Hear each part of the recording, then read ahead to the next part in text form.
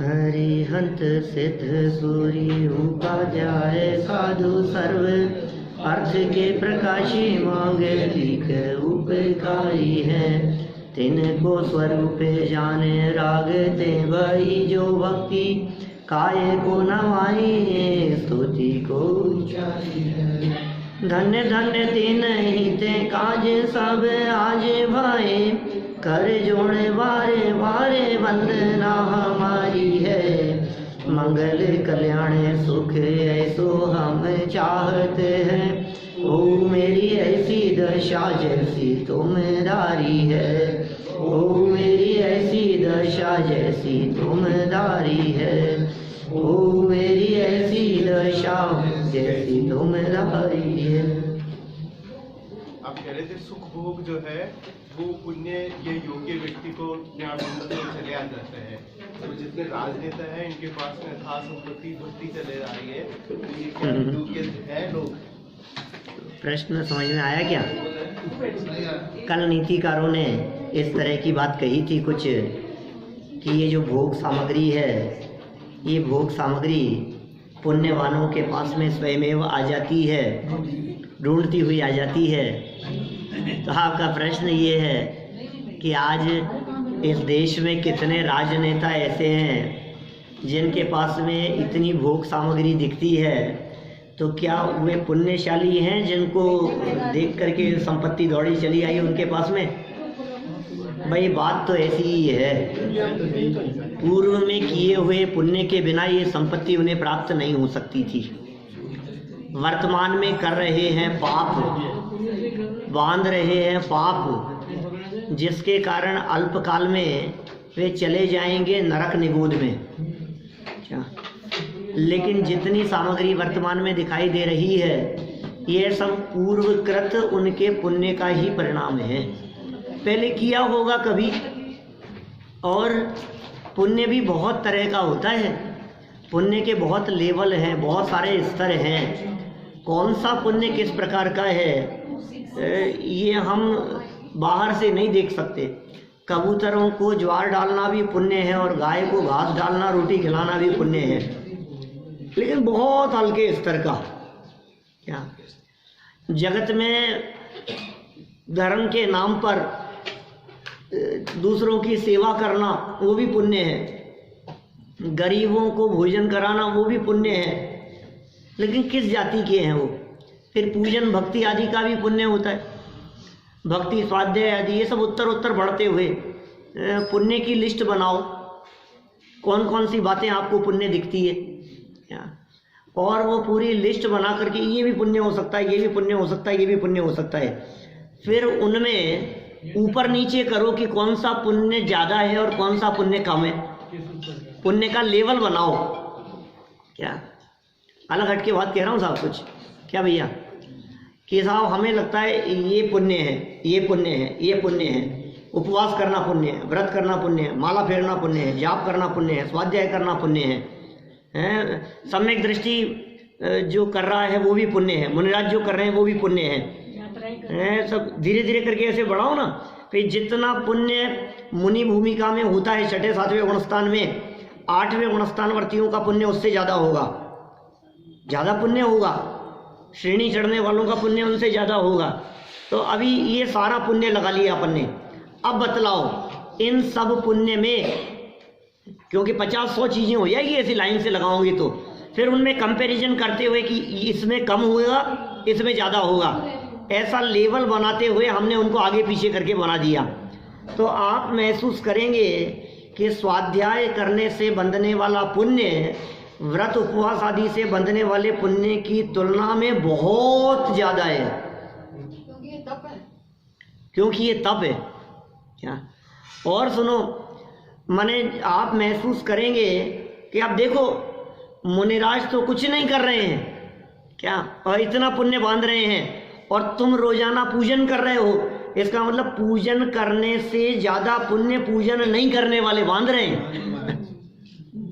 क्या समझ में आ रही है बात? ये गणित थोड़ा अलग तरह का है।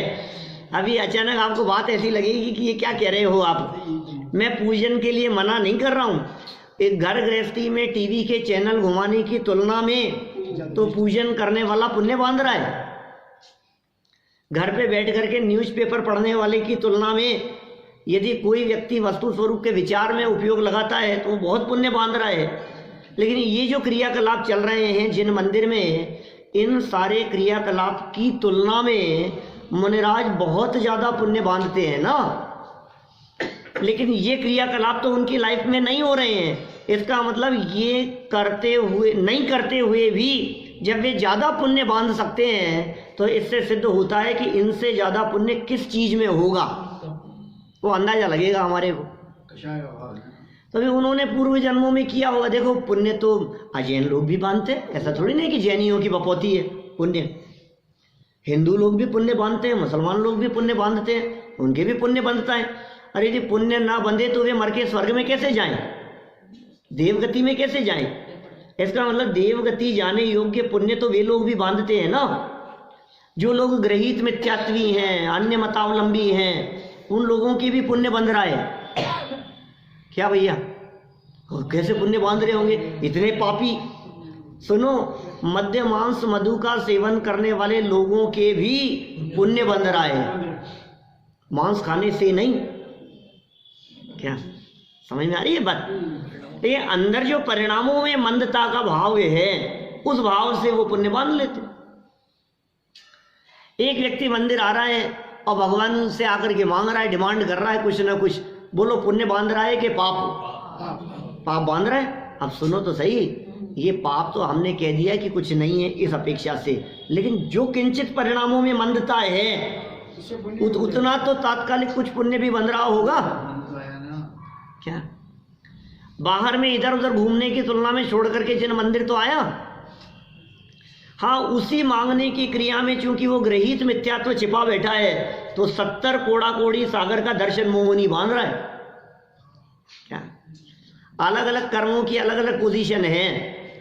उसमें मोहनी कर्म देवगुरु धर्म की विराधना के कारण मोहनी कर्म में दर्शन मोहनी की 70 कोड़ा कोड़ी की स्थिति बन रही है। अज्ञानता के कारण ज्ञानावरणी कर्म बांध रहा है। चारित्र मोह की कषायों जन्य परिस्थिति के कारण जो कषायों का थोड़ा मंदता का भाव है तो किंचित कदाचित पुण्य भी बंध रहा है उसको तत्संबंधी। क्योंकि यदि इसमें पुण्य का बंधन न मानेंगे तो फिर अन्य मतावलंबी ग्रहित मिथ्यात्वी वे 12वें स्वर्ग तक जाने की बात कैसे कही उनके साधुओं के? वो तो चौड़े ही दिख रहे हैं ना, जैन धर्म से विमुख विपरीत अन्य वेश को धारण करने वाले वो भी बांध लेते हैं। तो ये पुण्य का खाता बहुत लंबा चौड़ा है। जैसे पुण्य के खाते बहुत लंबे चौड़े हैं, ऐसे ही पाप के भी बहुत तरह के असंख्यात लोक प्रमाण प्रकार हैं। हमारे लिए तो 2 मोटे मोटे शब्द हैं, एक शब्द दे दिया पुण्य, एक शब्द दे दिया पाप। अरे भाई, यहाँ बैठे हुए इतने लोगों में से सब लोग पाप और पुण्य बांध रहे हैं या नहीं? सब बांध रहे हैं ना। यहाँ बैठे बैठे भी पाप बांध रहे हो कि नहीं? यहाँ बैठे बैठे भी पाप बांध रहे हो यहाँ। और पुण्य, ये पुण्य भी बांध रहे हो, कभी पुण्य और कभी पाप। समय समय के परिणामों का खेल है पुण्य पाप। ऐसा नहीं कह सकते कि पौन घंटे 1 घंटे के लिए यहाँ बैठे हैं तो बैठे बैठे पुण्य ही बांध रहे होंगे। यहाँ बैठे बैठे भी जब जब आपका उपयोग घर गृहस्थी की तरफ चला जाता है तो आपका पाप बंधना शुरू हो जाता है। यहाँ बैठे बैठे भी जब आपका उपयोग घड़ी देखने की तरफ जाता है, पड़ोसी को देखने की तरफ चला जाता है, जब आपका उपयोग ये चलता है कि आज तो घर में जाकर के क्या बनाना है यार, 14 तो कल निकल गई, आज तो हरी सब्जी बनेगी। तो आपको जब वो विकल्प आ रहा है, दुकान का विकल्प आ रहा है, काम का विकल्प आ रहा है, अरे मैं भूल नहीं जाऊं आज सब्जी लेते हुए जाना है मेरे को आपको यदि ये विकल्प आ गया है तो ये पुण्य है कि पाप है? यहाँ बैठे बैठे भी और पिक्चर देखते देखते भी टीवी की स्क्रीन के सामने भी यदि आपको कदाचित किसी पिटते हुए को देख करके थोड़ा दया का भाव आ जाए, क्या ये करुणा का भाव आ गया, तो वहां भी पुण्य बांध लेता है। क्या? मंदिर में बैठ के पाप बांध लेवे और टीवी के सामने बैठ करके पुण्य बांध ले वे, ऐसा भी संभव है भाई साहब। ले यार, ये आपने बहुत अच्छी बात बतलाई।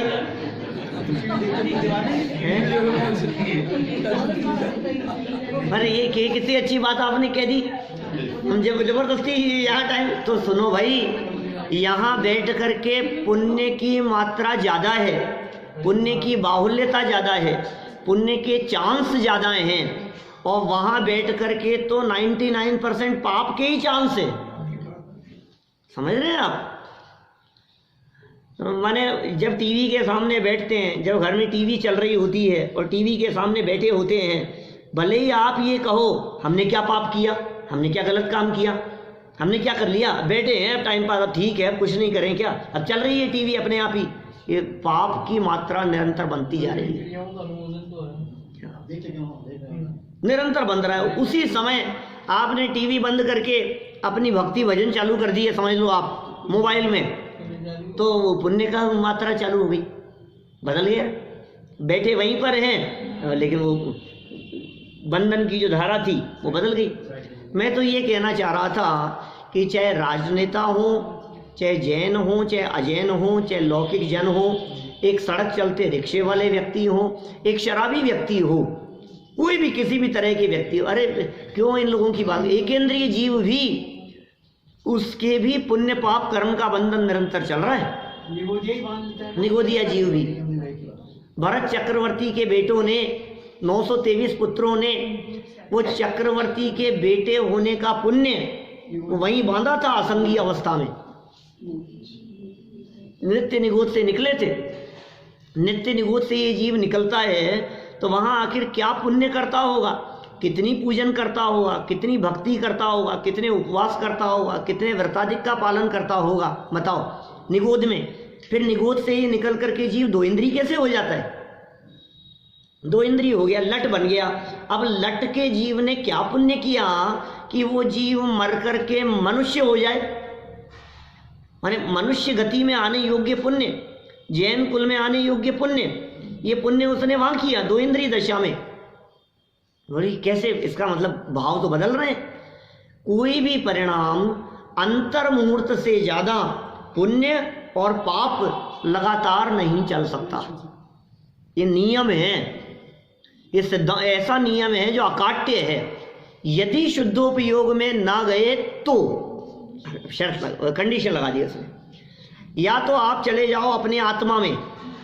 जो जीव अपनी आत्मा में नहीं गया वो जीव नियम से शुभ से अशुभ में और अशुभ से शुभ में हर अंतर्मूर्त में उसका उपयोग, उसका चित्त, उसके भाव परिणाम मन जो है वो बदलता रहेगा, बदलता रहेगा, बदलता रहेगा, हर अंतर्मूर्त में बदलता रहेगा नियम से।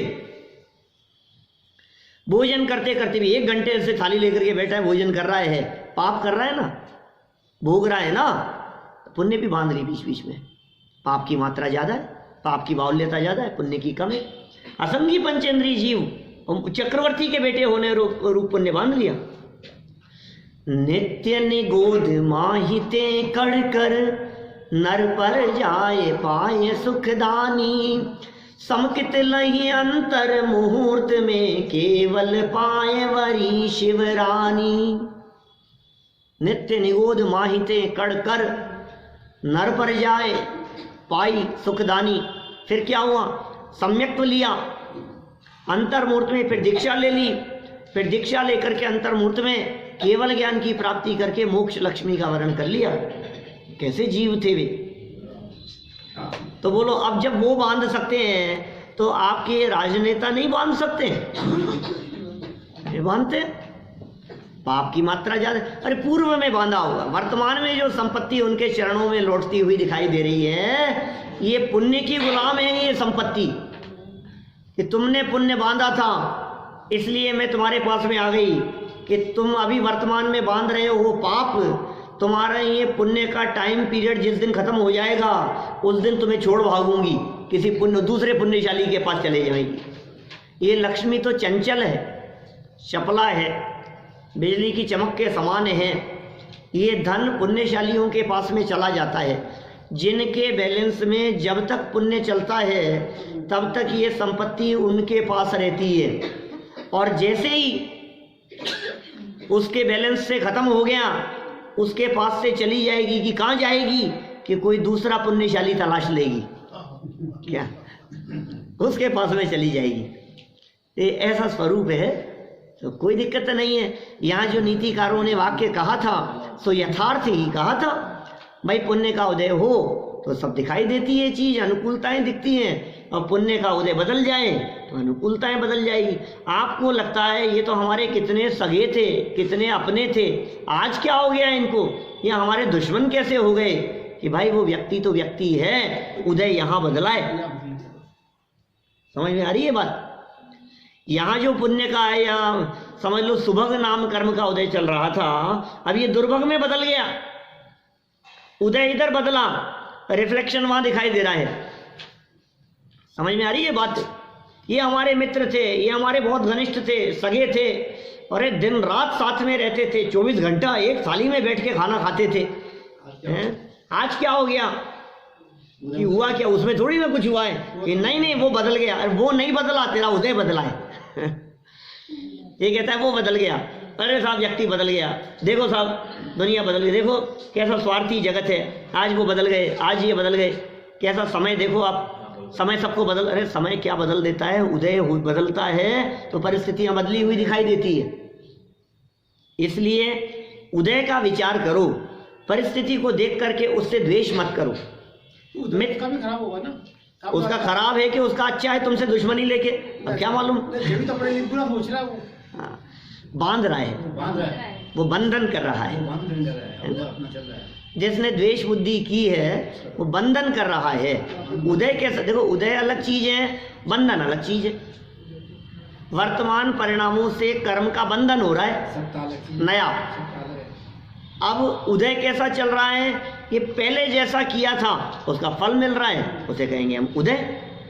तो उदय और बंधन, इनका अंतर बराबर ख्याल में होना चाहिए। चलिए, धर्मात्माओं के अनासक्ति का भाव होता है। जो 923 जीव थे, हाँ, उनके परिणाम क्या सबके एक से थे क्या? प्रकृति तीर्थंकर प्रकृति का बंद कर दिया। तीर्थंकर प्रकृति का नहीं, चक्रवर्ती के बेटे होने का। मोक्ष तो मिला उनका, मोक्ष ही तो गए हैं, मोक्ष ही गए हैं ना। और मोक्ष कोई पुण्य के उदय से नहीं होता है, मोक्ष तो पुरुषार्थ से होता है। क्या मुझे ध्यान है बिल्कुल, ऐसा का ऐसा प्रश्न वो आहू जी वालों ने किया था मेरे से। हाँ, 1994 की बात है, दिसंबर के आसपास। कितने तो कितने साल हो गए देख लो आप, 24-25 करीब, 25 तो नहीं, 24 साढ़े 24 जो भी इस समय हुआ। ऐसे ही बैठे थे, ऐसे प्रवचन चल रहा था, यहाँ बैठे थे, यहाँ नहीं, बद्रीचंद जी के मंदिर की बात करता हूँ। सायंकालीन सभा में ऐसी चर्चा चल रही थी, मोक्ष मार्ग प्रकाश ग्रंथ का विषय चल रहा था, पुण्य पाप की चर्चा चली, तो बीच में ऐसे बोल दिए, अरे साहब हमारे कहाँ ऐसा पुण्य का उदय कि मोक्ष मिले हमारे को। क्या ये बात तो सही लगती है, ऐसा पुण्य का उदय कहाँ है? जिनके पुण्य का उदय होता है उनको मिलता है मोक्ष, तो ऐसा ही है ना, पुण्य के उदय से मोक्ष मिलता है। पाप पुण्य सब नाश के, ज्ञान भान प्रकाश। पाप तो नष्ट होगा ही, पुण्य का बैलेंस भी जब तक बना रहेगा तब तक निर्वाण की प्राप्ति नहीं हो सकती, मोक्ष की प्राप्ति नहीं हो सकती। पुण्य के उदय से मोक्ष नहीं होता, पुण्य खत्म होने से मोक्ष होता है। अब तेरे को पुण्य पुण्य बांधना है और फिर कह रहा है मेरे को मोक्ष हो जाए। पुण्य के पीछे पड़ा हुआ है, पुण्य से काम नहीं होगा। सो बात यहाँ क्या कह रहे हैं, धर्मात्मा जीव कैसे होते हैं, उनकी चर्चा कल हमने यहाँ पढ़ी। अनासक्ति भाव देखा जाता है, क्रिया कुछ दिखाई दे रही है, परिणाम अंदर में कुछ है, फल लगता है वो परिणामों का लगता है। भोग भोगते हुए भी भोगों के प्रति अनासक्ति भाव है, सेवन करते हुए भी उसके प्रति विरक्ति का भाव है कि साहब ऐसा कैसे हो सकता है, ऐसा हो सकता है ना। यहाँ आकर के सुनते हुए भी नहीं सुनने का भाव भी होता है कई लोगों को, जबरदस्ती ले आए यार, इनकी वजह से हमारे को जाना पड़ गया क्या, अब ये भी पीछे पड़ गए तो चलो हम भी चले गए। यहाँ पूरा पौन घंटा बैठा है यहाँ क्या, और मजबूरी में बैठा है और मुंह लटका करके बैठा है। और सोचे जा रहा है यार ये कहाँ फंसा दिए, क्या बातें हैं यार, ये उठपटांग है, पौन घंटा बेकार कर दिया, अब कब पूरा होगा, कब पूरा होगा। अभी बैठे बैठे देखो क्रिया तो दिख रही है, अरे प्रवचन सुन रहे हैं, धर्मात्माएं, काय के धर्मात्माएं, पाप बांध रहा है पौन घंटे निरंतर। माने क्रिया से नहीं भावों से फल मिलेगा। बिल्कुल कई बार ऐसी बातें की है और आप सब जानते ही हैं, क्रिया की तुलना में, माने देह की क्रिया की तुलना में वचन वो ज़्यादा फल देने वाले होते हैं, और वचनों की तुलना में जो मन वो ज़्यादा फल देने वाला होता है। हम सब जानते हैं शरीर से होने वाले पाप बहुत कम होते हैं, बहुत कम होते हैं। देह से होने वाले पाप करता ही नहीं है, इसीलिए तो एक ऐसा कह देता है मैंने क्या पाप किया, मेरी क्या गलती है, मैंने इनके साथ में, देखो पंडित जी मैंने इनके साथ में आज तक अच्छा ही अच्छा किया, उसके बावजूद आज हमारे साथ में ऐसा हो रहा है, हमने सबके लिए अच्छा अच्छा किया, फिर भी हमारे साथ ही ऐसा क्यों हो रहा है। ऐसा ऐसा कहने वाले लोग मिलते हैं बहुत। तूने कुछ नहीं किया, कोई पाप नहीं किया है? किसी तरह का पाप नहीं किया, सच सच बतलाना। टीवी की स्क्रीन के सामने बैठा बैठा जो उछलता रहता है तो कह रहा है मैंने कोई पाप नहीं किया। क्रिया से होने वाला पाप, मैंने किसकी हत्या कर दी, मैंने कहाँ चोरी कर ली, मैंने कहाँ डाका डाल दिया, मैंने किसी के साथ में बेईमानी अनित्य अन्याय क्या कर दिया, मैंने तो कुछ भी तो नहीं किया, कोई पाप नहीं किया, फिर भी मेरे माथे पर जबरदस्ती कि सुनो भाई तुम्हारी क्रियाएं जो पाप रूप जिसे तुम कह रहे हो वो नहीं करी, उसके पीछे क्या कारण है कि गवर्नमेंट सजा देती है, पुलिस पकड़ लेती है। आज तक यदि किसी की हत्या तुमने नहीं की, आज तक यदि तुमने चोरी नहीं करी, तो चोरी इसलिए नहीं करी कि चोरी करूंगा तो अभी पुलिस पकड़ के ले जाएगी, उसके पैसे नहीं की, किसी को जान से मार दूंगा तो पुलिस पकड़ करके ले जाएगी, गवर्नमेंट रोक रही है उसको। लेकिन वचनों में यदि तुम ये कह रहे हो कि मार दूंगा तुझे, जान से मार दूंगा, बोलो अब क्या होगा। ऐसा कह दिया तो सब आपके कही थी, वहाँ कही थी आपके दौसा में ये बात, मैंने आपको कितनी याद है पता नहीं। बोलो सोचो जरा, जवान से कितने लोगों को मार देते हैं, मर जा तू तो मरेगा, ध्यान रखना, पिट जाएगा। अभी माँ बच्चे को डांटते हुए बोलती है, ये जवान से जो वचन कहे जाते हैं, बोलो पुलिस में जाकर के FIR दर्ज करा देगी, ये मेरे को जान से मारने की धमकी दे रही है मेरी माँ मार देगी। अरे मैं ये कह रहा हूँ आपसे, ये जो भी पाप किसी को मारने संबंधी जो वचन आपके माध्यम से कह दिए गए हैं, इन वचनों के माध्यम से होने वाला पाप, इसकी सजा है क्या कानून में? कोई सजा नहीं है। कोई पुलिस थाने में जाकर के खड़ा भी हो जाए ना और कहे साहब इन्होंने मेरे को मारने की धमकी दी है, आप इनके खिलाफ FIR दर्ज कर लो, तो क्या कहेंगे? धमकी तो दी, मारा थोड़ी ने। क्या मारे तब जाके बात करना, कि मार देगा तब क्या बात करूंगा फिर तो दूसरे आगे बात करेंगे, पर लोग चला जाऊंगा मैं तो। लेकिन भाई जवान का कोई पाप नहीं है क्या दुनिया कानून की निगाह में? कितने लोग कितनों के लिए क्या क्या बकते रहते हैं। रोड पर चलते हुए किसी से गाड़ी टच हो जाए, कहीं ऐसे तेज चलाते हुए आप ले जा रहे हो, पीछे से लोग गालियां देते रहते हैं, मरेगा, मर जाएगा, कैसी बातें कहते रहते हैं लोग। कुछ नहीं हो, जवान है। लेकिन भाई सुनो, फिर भी जवान पर कंट्रोल करने की बात भले ही कानून न कहता हो, समाज कहता है, परिवार वाले लोग कहते हैं, आस पड़ोस वाले लोग कहते हैं, नहीं नहीं यार भाषा अच्छी होनी चाहिए, यार ढंग से तो बोलो यार। देखो यार आसपास में और लोग भी रहते हैं, अच्छी बात नहीं है इस तरह से चिल्लाते हो, इस तरह से बोलते हो। भाषा पर कंट्रोल रखो। वाणी पे संयम और वाणी पर कंट्रोल की बात आसपास वाले लोग कहेंगे, इसलिए सावधान रहता है। चार आदमियों के बीच में गाली गलौच नहीं करता, मन में कितना भी आ रहा हो मन में कितने भी भाव चल रहे हो, ये कहते हैं नहीं नहीं यार अभी यहाँ मैं उल्टा सीधा बोलूंगा ना तो ये क्या कहेंगे। बोलो, दुकान पर जब ग्राहक आकर के आपसे ऊट पटांग सब फैला करके चला जाता है और आपके 15 मिनट बेकार कर दिए, ये पेपर कितने का है, ये कितने का है, इसका भाव कितना है, 80 ग्राम कितने का आएगा और 90 ग्राम कितने का होगा और ये कितना होगा, आर्ट पेपर कितने का आएगा और ये कितने का आएगा और इस कंपनी का कितना है, यार तुम तेरे को लेना है क्या, तुम माथा मत पचा। फिर भी प्यार से मुस्कुरा करके कहता है। और यदि वो जाते हुए ये कह जाए क्या कि नहीं नहीं मेरे को लेना नहीं था, मैं तो वैसे ही पूछ रहा था, क्या, तो मन में कितना गुस्सा आता है बताओ मेरे को। और मन में गुस्सा आते हुए उसको जबान से क्या कहते हैं, नहीं नहीं कोई बात नहीं भाई साहब ठीक है। अब क्या कहो, अब बोलो जबान से हम उसको कितना प्यार से बोल रहे हैं। जबान से प्यार से बोलते हुए मन में तो गुस्सा आ रहा है, नहीं आधा घंटा बेकार कर दिए काम छोड़ करके उसके पीछे लगा रहा मैं। अब क्यों नहीं किया आपने गुस्सा, इसलिए नहीं किया कि कोई बात नहीं, पूछ के गया है कभी तो आएगा, बिगड़ के भी क्या कर लेंगे, आज नहीं तो कल आएगा। और इसके चक्कर में दूसरे ग्राहक भी तो खड़े हैं। जबरदस्ती माहौल खराब नहीं किया जाना चाहिए। माने वचनों पर कितना कंट्रोल रखता है ये जीव, क्रिया पर कंट्रोल रखता है क्योंकि कानून सजा देगा। वचनों पर कंट्रोल रखता है क्योंकि परिवार, समाज, आस पड़ोस वाले हमारे बारे में फिर गलत बात करने लगेंगे, बुरी बात करेंगे, कंट्रोल रखता है। लेकिन मन पर किसका कंट्रोल है बता। मन में मैंने सोच लिया, अब किसी के बारे में गलत सोचा, अब ये इसका फल क्या होगा, क्या सोचो जरा गंभीरता से।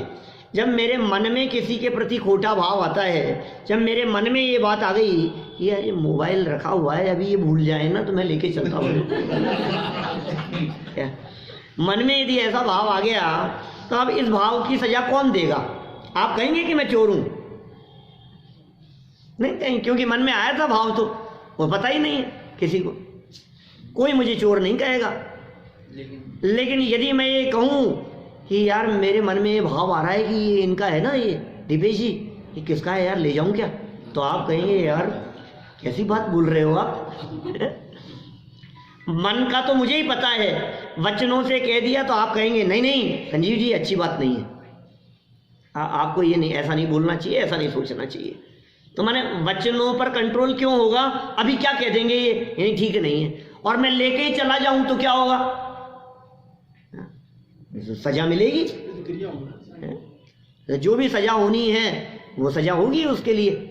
तो कहने का अभिप्राय यह है कि क्रिया बहुत कंट्रोल में रहती है अपने आप ही, वचन भी कंट्रोल में रहते हैं, लेकिन मन में उठने वाले भाव वो किसके कंट्रोल में हैं। ये बात यहाँ कहना चाहते थे कि भाई ये क्रिया पर तो तुम्हारी दृष्टि है, लेकिन जो तुम्हारे असली में अंदर में भाव चल रहे हैं उसका क्या होगा, फल तो भावों का लगता है।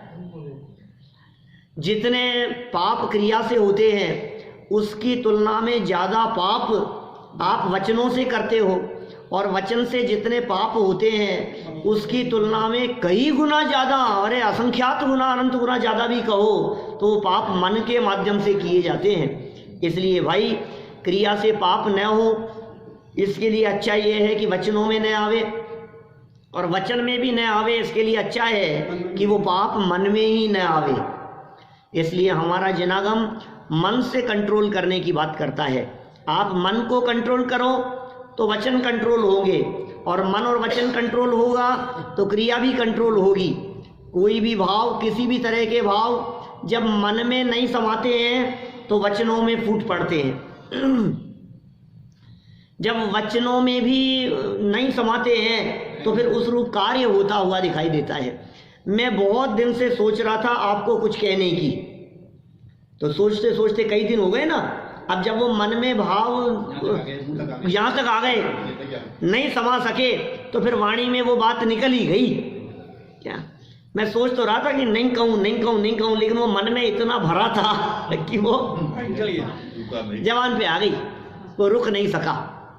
कितने सुंदर वाक्य थे ये कैसे नीतिकार हमारे को ये शिक्षा दे रहे हैं, भाई परिणामों को संभालो, परिणामों को देखो। परिणामों में जमीन आसमान का अंतर है। ज्ञानी और अज्ञानी जीव के परिणामों में जमीन आसमान के अंतर की चर्चा हुई।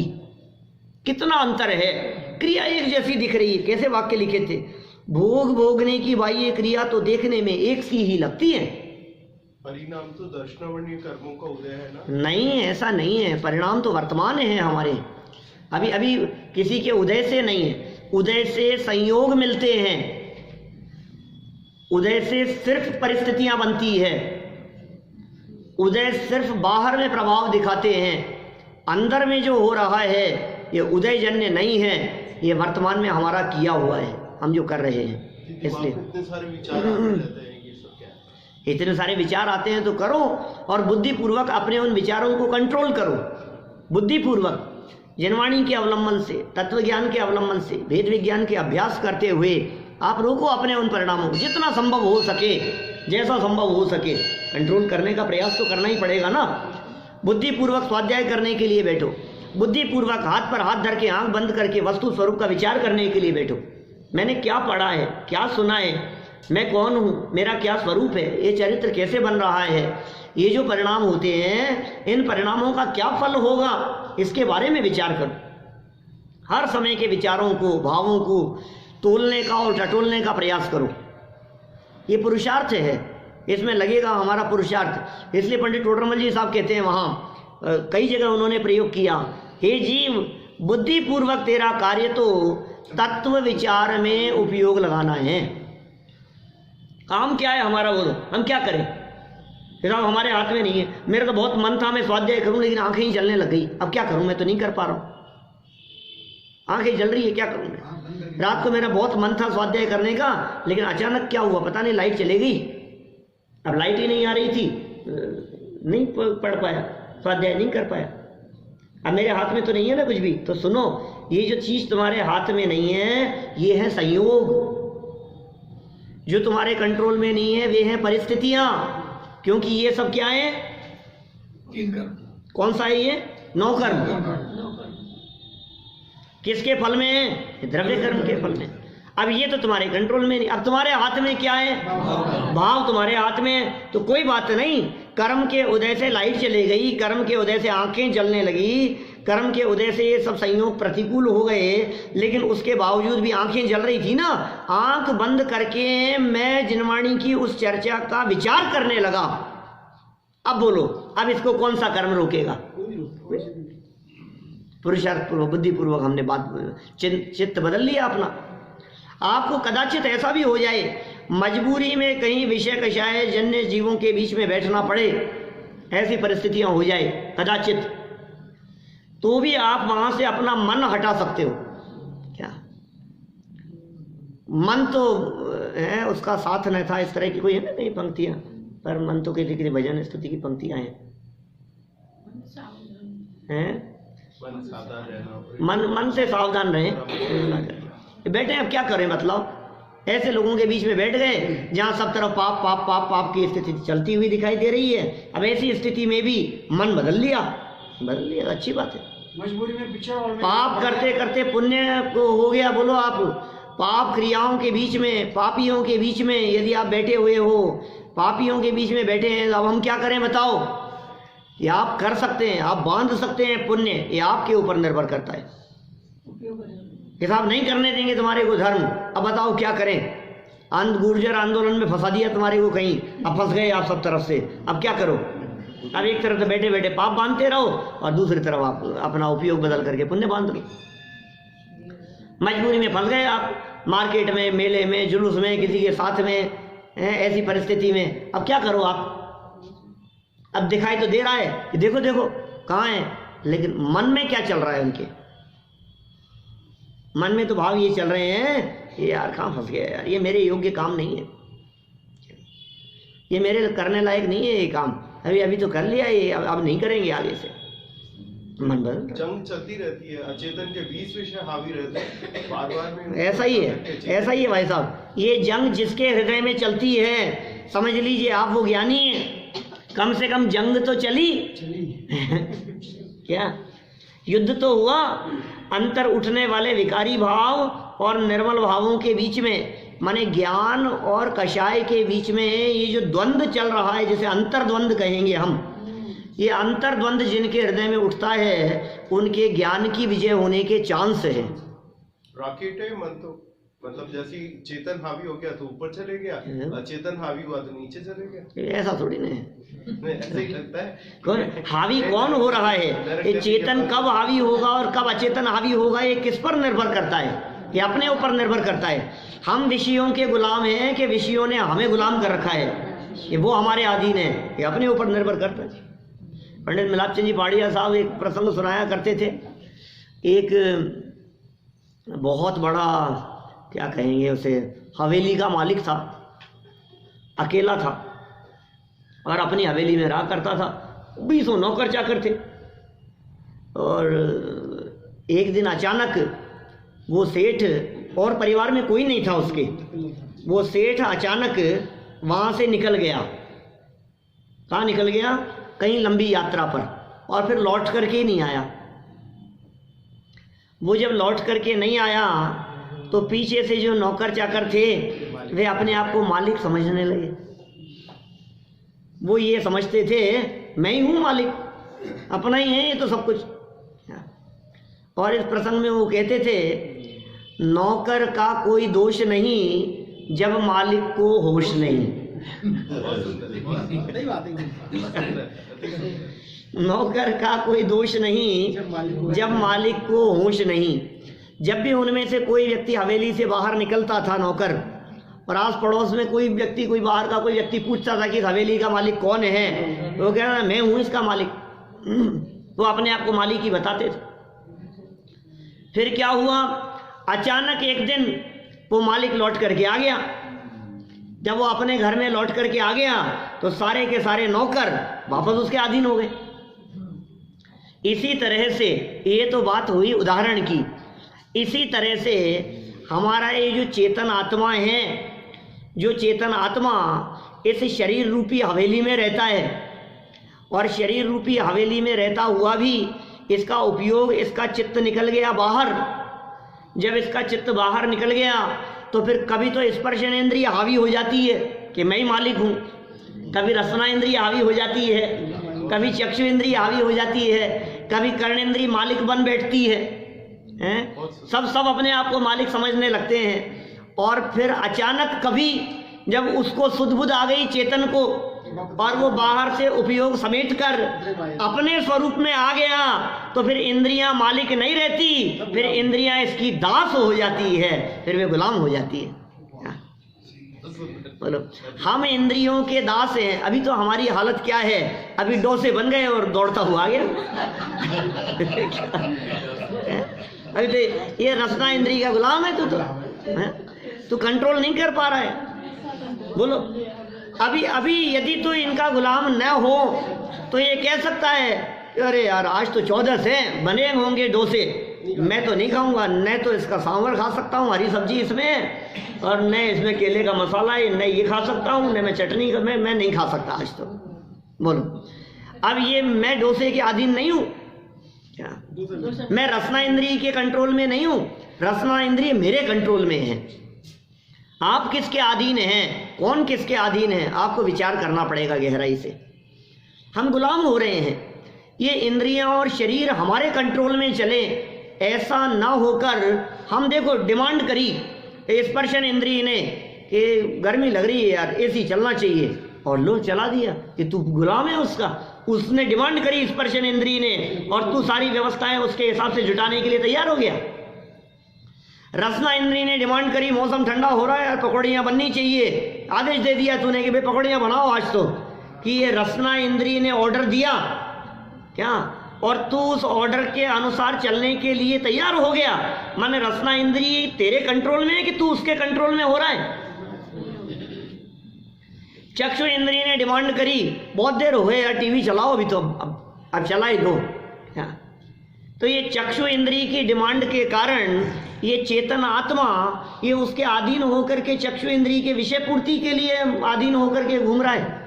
ये सुन भाई, तू चेतन है, इंद्रियां तेरी गुलाम होनी चाहिए, इंद्रियां तेरी दास होनी चाहिए। तू इंद्रियों का गुलाम मत बन, इंद्रियों के अनुसार भटकने का प्रयास मत कर, तू अंतर में देख। यदि तू अपने अंतर में देखेगा तो ये पांचों इंद्रियां तेरे अधीन हो जाएगी। फिर इंद्रियों से उठने वाली डिमांड और तेरा पुरुषार्थ हावी होगा, तो ये विषय कषाय तुझे तकलीफ देने में समर्थ नहीं हो पाएंगे। ये परिणामों को संभालने की बात है। जो जीव अपने परिणामों को संभालते हैं वे दास नहीं होते, ये भगवान बन जाते हैं, वे परमात्मा बन जाते हैं। एक बार अपनी पावर को पहचाने, अपनी शक्ति को पहचाने, अपनी सामर्थ्य को नहीं पहचाना, इसलिए ऐसी दशा हो रही है। अब ये सब कमजोरी के काम है। तो ये तो देखो भाई, बात चल रही थी अपनी तो जीवंदर कुमार की। ये आधीन नहीं थे विषयों के, ये भोगों के आधीन नहीं थे। हमारे तो भोग की डिमांड हुई और भोग चाहिए, खाने की डिमांड हुई और खाना चाहिए, प्यास लग रही है और पानी चाहिए। कंट्रोल कैसे करेगा? इस पर पानी चाहिए, फिर क्या हुआ डिमांड करी दूसरी इंद्रिय ने कि पानी तो है यार लेकिन थोड़ा सा ठंडा होता। स्पर्शन इंद्रिय ने डिमांड कर दी तुरंत, क्या ठंडे पानी की डिमांड हो गई। ठंडा तो है, अब रसना इंद्रिय ने डिमांड करी यार ठंडा तो है लेकिन थोड़ा सा मीठा होता तो। घ्राणेंद्रिय कह रही है कि थोड़ी सुगंध भी चाहिए इसमें, और चक्षु इंद्रिय ने कहा सुगंध भी है, ठंडा भी है, मीठा भी है, थोड़ा सा कलर यदि इसका दिखे शरबत है तो फिर बात ही क्या है। ये चक्षु इंद्रिय की डिमांड खड़ी हो गई और वो मीठा पानी कलरफुल होकर के शरबत के रूप में सामने आ गया। ये चार इंद्रियों की डिमांड। लेकिन ऐसे क्या सूना सूना चल रहा है, थोड़ा म्यूजिक चलता रहे तो पीने का मजा ही कुछ और है? भले ही शरबत पी रहे हैं हम, प्रासुक है, मर्यादा का है, लेकिन भाई साहब कुछ ना कुछ तो ये पार्टी कैसी सुनी सुनी चल रही है। तो वो लोग कर्ण इंद्रिय ने डिमांड करी, और जब ऐसी डिमांड पांचों इंद्रियों की होती है और उस डिमांड को पूरा करने के लिए जो पानी आपको कहीं भी फ्री में भी मिल सकता है, छना हुआ पानी, प्रासुक पानी आप पी सकते हैं, उसी के सेवन करने में 100-150 रुपये मामूली बात है किसी होटल में बैठकर। किस लिए? ये इंद्रियों की डिमांड है, अधीन नहीं हुए हम उनके गुलाम न बने, ठीक है ना। अभी देखो इन पांचों इंद्रियों की गुलामी करता हुआ ये जीव इतना उनके अधीन हो गया है कि एक इंद्रिय की डिमांड पूरी करता है कि दूसरे इंद्रिय की डिमांड शुरू हो जाती है, और इसके ये सारी ऐसी डिमांड चलती रहती है कि इसको फुर्सत ही नहीं मिलती है अपने स्वरूप की तरफ देखने की, इतना व्यस्त है। ऐसा उदाहरण देते थे ज़्यादा तो कि किसी बिजनेसमैन के यहाँ 5 टेलीफोन लगे हुए हैं, क्या एक टेलीफोन बजता है, उसे उठाता है, चर्चा करता है, वो रख नहीं पाता, इससे पहले दूसरे की घंटी बज जाती है, उसको उठाता है, वो पूरी नहीं होती, तब तक तीसरे की घंटी बज जाती है। ये पांचों इंद्रियों का हाल ऐसा ही है, और ये एक एक की घंटी बजती हुई को उठाने में, उनकी पूर्ति में अपने बिजनेस, अपना काम, अपने स्वरूप को देखने का इसको टाइम ही नहीं मिलता है, इतना व्यस्त है पांचों इंद्रियों के विषयों में। लेकिन भाई जीवंदर कुमार छोड़ के चल दिए। थोड़े समय के लिए आसक्त दिख रहे थे, लेकिन आसक्ति के काल में भी उनका परिणाम अनासक्ति रूप चल रहा था। जगत जीवों को दिख रहा है ये जीवंदर कुमार तो फिर पहुंच गए, फिर शादी करेंगे, फिर शादी, इनका तो देखो तो सही। अरे भाई अंतर परिणाम क्या चल रहा है? फल तो अंतरंग परिणति का लगता है, ज्ञानी अज्ञानी दोनों की भोगने की क्रिया एक जैसी दिखती है, लेकिन फिर भी दोनों के परिणामों में जमीन आसमान का अंतर होता है। ये बातें सब कल पढ़ चुके थे अपन, ये तो संयोग से वही सब विषय आ गया तो थोड़ी अपन ने इतनी चर्चा कर ली। बिल्ली चूहे का उदाहरण दे करके कह दिया एक तरफ, दूसरी तरफ घास खाने वाले हिरण का उदाहरण दे करके कह दिया। विषय भोगों को भोगते हुए ज्ञानी का जीवन हिरणों की तरह होता है। थोड़ी सी आहट तत्व ज्ञान की आई और छोड़कर चले गए, ये भी छोड़ करके चले गए। ज्ञानी जीव भोगों को स्वयं छोड़ने के लिए तत्पर रहते हैं, अज्ञानी को भोग छोड़ भागते हैं। क्या अज्ञानी से भोग भाग जाएंगे? कब तक रहेंगे? थोड़ा पुण्य का उदय है तो दिखाई दे रहे हैं, फिर छोड़ के भाग जाएंगे, फिर शरीर खराब हो जाएगा, फिर कान में मशीन लग जाएगी, फिर आंखों से दिखाई देना कम हो जाएगा, टीवी देख देख करके मरे जा रहा है, और फिर थोड़े दिन में फिर क्या होगा? फिर आंखों पे चश्मा, फिर नंबर बढ़ गया, फिर दिखना बंद हो गया, फिर खत्म। चलो अब क्या होगा? तो अज्ञानी को तो वो विषय छोड़ करके भाग जाते हैं, लेकिन ज्ञानी जीव सावधान रहते हैं, ये पंचेंद्रिय के विषय मुझे छोड़े उसके पहले पहले ही हम इन्हें छोड़ देंगे। ज्ञानी उन्हें छोड़ देते हैं, स्वयं तत्पर रहते हैं, और कदाचित भोग छूट भी जाएं तो ज्ञानी धर्मात्मा पुरुष दुखी नहीं होते। ये सब चर्चाएं अपन ने कल के श्लोक तक की थी। आगामी चर्चा फिर यथा समय करेंगे। अभी की बात करेंगे राम।